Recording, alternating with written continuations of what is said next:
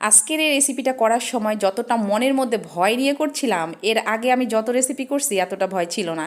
আর এইটা খায় আমি কি বলবো আপনাদেরকে, এটার রিভিউ আমি পরে দিচ্ছি। আগে অনেকেই তো বুঝতেই পারছেন আমি এটা আসলে কি করতেছি।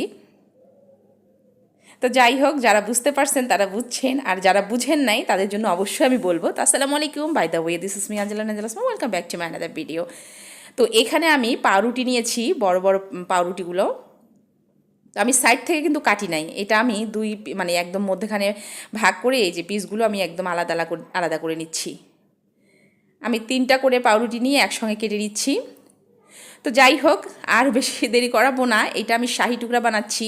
তো আজকের এই শাহি টুকরার রেসিপি আমি মানে যেভাবে এতটা সহজভাবে আপনাদেরকে দেখাচ্ছি, আপনারা বাসায় থাকা যে কোনো মানে জিনিস দিয়ে, মানে আমি যে 2 থেকে 3টা জিনিস দেখাবো এটা আপনাদের বাসায় থাকে, আর আপনাদের ছোট ছোট সোনামণিদেরকে এইভাবে কিন্তু শাহি টুকরো করে দিতে পারবেন।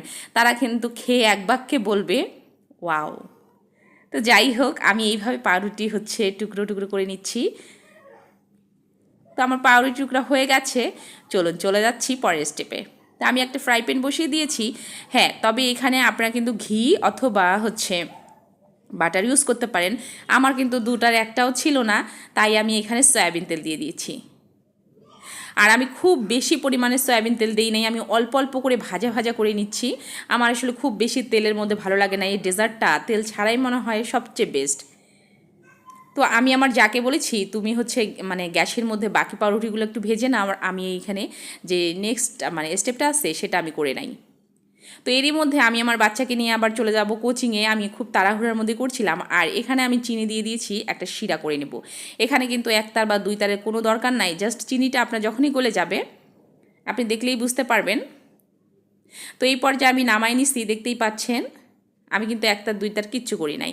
তো ওই চিনি শিরাটার মধ্যেই আমি যে পাউরুটিটা ভেজে নিয়েছি একটা একটা করে এইভাবে হচ্ছে ডুবাই ডুবাই নিচ্ছি, আর একটা সার্ভিং ডিশে আমি একদম সার্ভ করে নিচ্ছি। তো পরের স্টেপে চলে যাচ্ছি। এখানে আমি দুধ দিয়ে দিয়েছি। হ্যাঁ, এই দুধটা কিন্তু আমি আগের দিন কিন্তু বেশি করে মানে একদম ফুটায় ফুটায় গাঢ় করে নিয়েছি। পরের দিন কিন্তু আপনারা যত বেশি, আমি কিন্তু ইচ্ছা করেই বেশি করে করেছি, কারণ আমি জানি এটা থাকবে না, এটা সবাই খুব পছন্দ করবে। তো এখানে আমি এখানে আমি কাস্টার্ড পাউডার দিয়েছি 2 টেবিল চামচের মতো।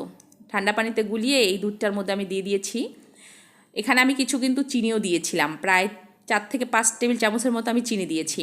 যেহেতু আমি চিনি শিরার মধ্যে পাউরুটিটা আগেই চুবিয়ে নিয়েছি, তো এখানে চিনিটা আমি একদম ক্যারামেলকের মতো করে একদম গাঢ় গাঢ় যখন হয়েছে তখন আমি এই যে ঢেলে দিচ্ছি একদম গরম গরম থাকা অবস্থায়।